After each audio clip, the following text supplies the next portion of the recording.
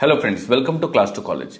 केरला ने अपनी website cee.kerala.gov.in पर KEM 2026 के लिए पोर्टल ओपन कर दिया है। अगर आप केरला से नहीं हैं और MBBS एक लो फीस में देखना चाहते हैं, गवर्नमेंट आपका टारगेट है, लेकिन साथ ही साथ अगर आप 8 लाख 9 लाख रुपए पर ईयर के कॉलेजेस की जहां पे पढ़ाई अच्छी हो, फीस स्ट्रक्चर में ट्रांसपेरेंसी और MBBS कोर्स के दौरान वहां पर कोई भी एक्स्ट्रा फीस आपसे चार्ज ना करी जाती हो और क्वालिटी ऑफ एजुकेशन प्रोवाइड करी जाती हो, तो केरला जो है वो आपके लिए बहुत ही अच्छा ऑप्शन हो सकता है। केरला में रजिस्ट्रेशन के लिए आपको रजिस्ट्रेशन की अपॉर्चुनिटी 3 से 4 बार मिलती है। अभी ये पोर्टल ओपन हुआ है, फिर मार्च अप्रैल के महीने में दोबारा ये 12th की एग्जाम होने के बाद दोबारा ओपन होगा। नीट के एग्जाम होने के बाद ये दोबारा से ओपन होता है और 2-4 दिन के लिए ये नीट के काउंसलिंग शुरू होने से पहले ओपन होता है।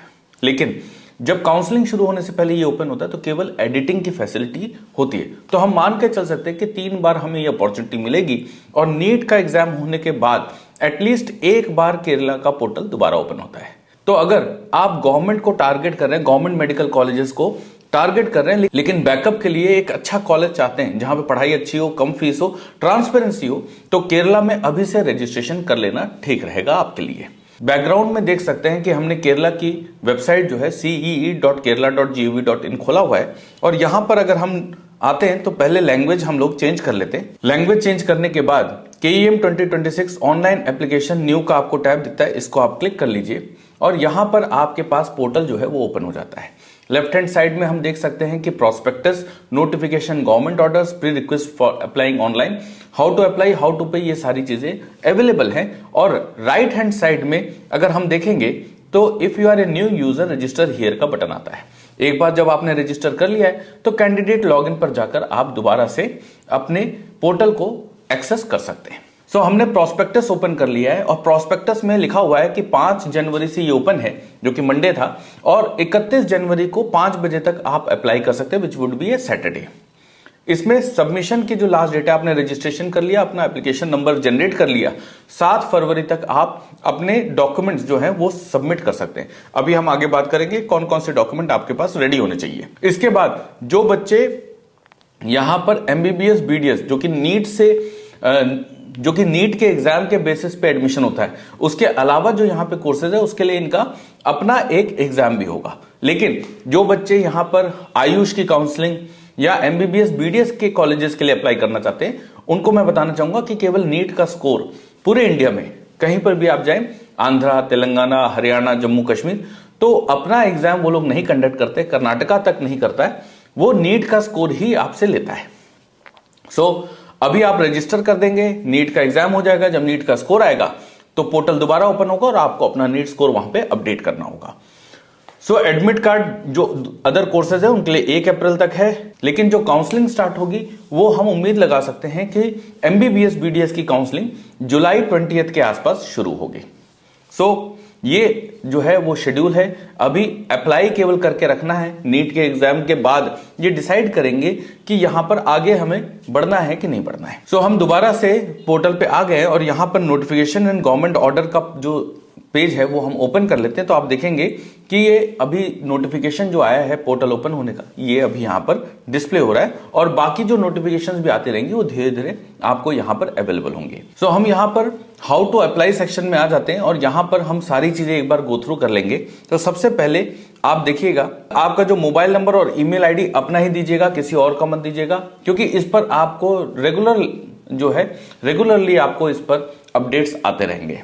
इसके बाद जो JPG फॉर्मेट है फोटोग्राफ और सिग्नेचर का, तो अपना फोटो, एक लेटेस्ट फोटो आप खिंचवा लीजिए। अगर पहले खिंचवाया है तो दोबारा एक लेटेस्ट फोटो खिंचवा लीजिए जिसमें आपका 80% जो चेहरा है वो दिखना चाहिए, कवर करना चाहिए उसमें फोटो में। सो फुल फेस, आपके कान प्रॉपर तरीके से दिखने चाहिए, गला दिखना चाहिए, तो 80% जो है आपके चेहरे से पूरी फोटो कवर होनी चाहिए। सो JPG फॉर्मेट, JPEG फॉर्मेट में आपकी फोटो होनी चाहिए 150 पिक्सल से 200 पिक्सल की, 100 KB से कम की फोटोग्राफ होनी चाहिए और आपका एक सिग्नेचर आपको रेडी रखना है जो कि 150 पिक्सल से 100 पिक्सल का होगा और वो भी 100 KB से कम की फाइल होगी। अगर आपके पास जेपीजी फॉर्मेट नहीं बनता है तो आप ध्यान रखिए कि आप ऑनलाइन सर्च कर सकते हैं, जो भी फॉर्मेट में आपके पास है, पीएनजी में है, किसी भी फॉर्मेट में, अगर वो अपलोड नहीं हो रहा है तो ऑनलाइन अगर आप सर्च करेंगे तो आपको बहुत सारे टूल्स मिल जाते हैं, वहां पे जाके आप इसको चेंज कर सकते हैं। टाइनी पीएनजी भी एक वेबसाइट है जहां पे आप जाके फोटो अपडेट कर सकते हैं और रिक्वायर्ड साइज में उसको आप ला सकते हैं जेपीजी फॉर्मेट में। पीडीएफ फॉर्मेट में अपना क्लास 10 का सर्टिफिकेट मार्कशीट जो है वो आप पास सर्टिफिकेट मार्कशीट सीबीएसई में जो है दोनों एक ही होती है, तो वो आप रेडी कर लीजिए। पीडीएफ फॉर्मेट इसका आपका होना चाहिए। और प्रूफ ऑफ नेटिविटी में इन्होंने एक फॉर्मेट दिया हुआ है जिसका लिंक मैं आपको दे दूंगा। उस फॉर्मेट में अपने जो स्कूल जहां से आपने 12th करी है, लास्ट अटेंडेड इंस्टीट्यूशन, वहां से आप उसको साइन स्टैम्प करवा लीजिए, वो भी अपलोड हो सकता है। या अगर आपके पास पासपोर्ट है तो पासपोर्ट को भी आप नेटिविटी प्रूफ में दिखा सकते हैं।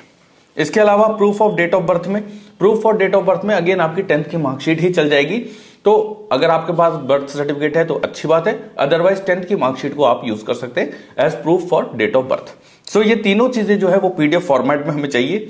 और अगर आप केरला के डोमिसाइल हैं तो नॉन क्रीमी लेयर में अगर आप आते हैं, कम्युनिटी सर्टिफिकेट अगर आप लगा रहे हैं या ईडब्ल्यूएस लगा रहे हैं, तो ये उन्हीं कैंडिडेट्स के लिए है जो केरला डोमिसाइल हैं या एनके 1 कैटेगरी में आते हैं। मतलब केरला के नहीं थे लेकिन उन्होंने अपनी 10वीं, अपनी 10th एंड 12th जो है वो केरला से करी है। अगर आप एनके 2 में, मतलब आप केरला डोमिसाइल भी नहीं है, आपने केरला में पढ़ाई भी नहीं करी, तो आप केवल केरला में प्राइवेट मेडिकल कॉलेजेस में जो 15% सीट्स ऑल इंडिया ओपन है उसके लिए एलिजिबल है। और वहां पर आपकी कैटेगरी कुछ भी हो, एससी हो, एसटी हो, ओबीसी हो, ईडब्ल्यूएस हो, you would be treated as general category only. और 50% आपके नीट में स्कोर होना चाहिए।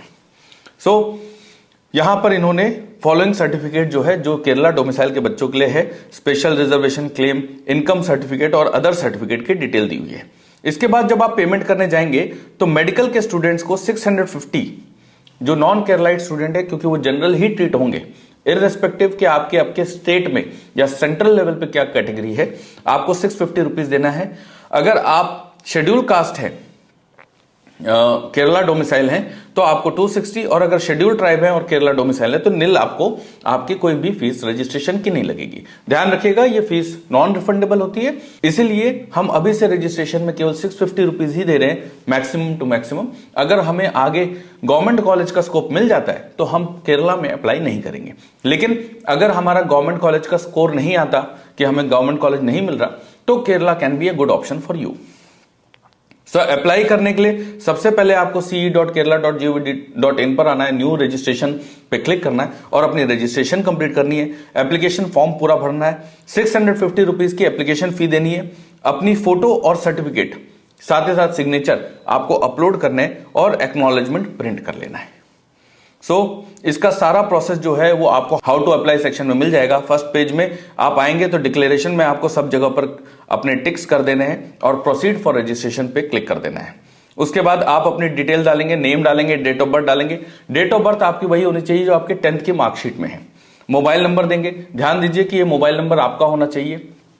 ईमेल आईडी देंगे, एक अपना पासवर्ड सेट करिए और उसको कंफर्म करके यहां पर जो कैप्चा दिया हुआ है इससे करके आप रजिस्टर कर सकते हैं। इसके बाद केरला आपको एक मोबाइल नंबर पे आपके एक 6 डिजिट 1 टाइम ओटीपी भेजेगा। उसको करने के बाद आपका फोन नंबर कंफर्म हो जाता है और उसके बाद आपका रजिस्ट्रेशन कंप्लीट हो जाता है। आपका एप्लीकेशन नंबर जो है वो जनरेट हो जाता है। तो अपने एप्लीकेशन फॉर्म को भर लीजिए, एप्लीकेशन फी पे कर लीजिए। यहां पर जो बच्चे एमबीबीएस के लिए अप्लाई कर रहे हैं वो मेडिकल एंड अलाइड कोर्सेज को ही टिक करेंगे और सेव एंड प्रोसीड पर चले जाएंगे। इसके बाद जब आप ये करते हैं तो आगे के जो पेजेस हैं ये सारे चले जाते हैं, क्योंकि ये आपको नहीं दिखते क्योंकि आपका कोई एग्जाम सेंटर नहीं है। नीट के एग्जाम के बेसिस पे आपका एडमिशन होता है, नीट के स्कोर के बेसिस पे। आप देख सकते हैं कि यहां पर जेंडर आपने डाल दिया, अपना नेशनलिटी डाल दी, नेटिविटी जो है मैं बता चुका हूं। जो नॉन केरलाइट कैंडिडेट्स हैं जिन्होंने पढ़ाई भी नहीं करी वहां से, वो NK 2 डालेंगे और अपना आधार कार्ड यहां पर, आधार कार्ड नंबर यहां पर डाल देंगे। यहां पे आपको अपने पेरेंट की डिटेल डालनी है, यहां पर आपको अपने मदर की डिटेल डालनी है। अगर आप यहां पे गार्जियन देना चाहते हैं तो दे सकते हैं, लेकिन ये ऑप्शनल है, इसको देना कंपलसरी नहीं है। इसके बाद हम लोग बढ़ते हैं परमानेंट एड्रेस। परमानेंट एड्रेस आप वही दीजिएगा जहां पे आप जहां से आप बिलोंग करते हैं, आपके आधार कार्ड में या कोई उसका एड्रेस प्रूफ है उसको आप यहां पर दे सकते हैं। और कम्युनिकेशन एड्रेस अगर आप सेम रखना चाहते हैं तो यहां पे सेम एज परमानेंट एड्रेस पे क्लिक कर दीजिए और आपका कम्युनिकेशन एड्रेस जो है वो सेम हो जाएगा। इसके बाद एकेडमिक डिटेल्स आपको भरनी है। एकेडमिक डिटेल्स में क्वालिफाइंग एग्जामिनेशन +2 इक्विवेलेंट डाल दीजिए। वेदर पास्ड और अपेयरिंग, तो जो इस साल 2026 में बच्चे एग्जाम दे रहे हैं वो अपेयरिंग डालेंगे, और जो बच्चे ड्रॉप लेके इस साल अपेयर कर रहे हैं वो पास्ड एग्जाम का डाल देंगे। बोर्ड ऑफ स्टडी में आप सीबीएसई या स्टेट बोर्ड जो भी आपने आईसीएसई वगैरह किया है वो आप यहां पे भर सकते हैं। अपना रजिस्ट्रेशन नंबर जो आपके एडमिट कार्ड पे आया है उसको आप यहां पे भर सकते हैं। अभी अगर एडमिट कार्ड नहीं आया है तो वो आने वाला है, तो उसके बाद आप इसको कंप्लीट कर सकते हैं। स्टडीड संस्कृत एट +2 लेवल, इसको देख लीजिएगा। और अगर आपने पहले केईएम में पहले अप्लाई किया है, रजिस्ट्रेशन कराया, तो यस, अदरवाइज यहां पर नो कर दीजिएगा। जो बाहर के कैंडिडेट्स हैं, नॉन केरलाइट है, उनको यहां पे कम्युनल रिजर्वेशन का ऑप्शन नहीं होगा, वो आगे बढ़ सकते हैं यहां पे। अगेन इनकम डिटेल में उन्हीं बच्चों के लिए ये एलिजिबल है जो केरला डोमिसाइल है और इनकम कैटेगरी में आते हैं, जैसे इकोनॉमिकली वीकर सेक्शन में या ओबीसी नॉन क्रीमी लेयर में। सो ऑनलाइन पेमेंट करने के बाद आपको अपनी इमेज जो फोटो है वो अपलोड करनी है। फोटो के बारे में मैं बता चुका हूं कि 100 KB से कम की होनी चाहिए, जेपीईजी फॉर्मेट में होनी चाहिए, और आपका सिग्नेचर जो है 150 पिक्सल बाय 100 पिक्सल का, जो कि 100 KB से अगेन कम होना चाहिए, वो आपको यहां पर अपलोड कर देना है। सो आप देख सकते हैं कि सैंपल के तौर पे केरला गवर्नमेंट ने आपको दिखाया हुआ कि इस तरीके से चूज फाइल पर अगर आप क्लिक करेंगे तो चूज फाइल पे करने के बाद यहां पर आपको टिक मार्क करना है, आई हियर बाय डिक्लेयर, और अगेन यहां पे चूज फाइल करेंगे और इमेज वगैरह आप अपलोड कर देंगे। सो आपके यहां पे सारे डॉक्यूमेंट्स जो है, document for proof of nationality, class 10 की certificate, proof of nativity, date of birth certificate वगैरह सारा अपलोड हो चुका है। अगर आपको उसको दोबारा से देखना है तो वहां पे आप जो है प्रीव्यू कर सकते हैं। सो उसके बाद एक्नॉलेजमेंट, आपने जब ये चारों स्टेप्स 1 to 4 जब आप कंप्लीट कर लेंगे तो उसके बाद आप इसका जो एक्नॉलेजमेंट है वो ले सकते हैं, और उसके बाद आप लॉग आउट कर दीजिए। आपका एप्लीकेशन प्रोसेस कंप्लीट हो चुका है। दोबारा से अगर आपको लॉग इन करना है तो जैसे हम आपको बता चुके कि आप इफ ऑलरेडी रजिस्टर्ड में कैंडिडेट लॉग इन पे आके यहां पर रजिस्टर कर सकते हैं। सो फ्रेंड्स, ये आपको केरला के बारे में बता रहा हूं। हम आपके लिए एक और वीडियो लेकर आ रहे हैं जहां पर केरला में कौन से प्राइवेट मेडिकल कॉलेज में कितनी फीस थी इस साल और वहां पे कितने कट ऑफ पे एडमिशन हुआ है, इसकी डिटेल भी आपके लिए बहुत इंपॉर्टेंट है, सो दैट आपको एक टारगेट स्कोर का पता हो, राउंड वाइज कितने स्कोर पे एडमिशन होता है। अगर आपको ये वीडियो अच्छी लगी और आगे की वीडियोस आप देखना चाहते हैं तो इस वीडियो को लाइक कर लीजिए, हमारे चैनल को सब्सक्राइब कर लीजिए, जिससे हम नीट यूजी 2026 में आपके साथ ऐसे ही जुड़े रहें। Thank you very much.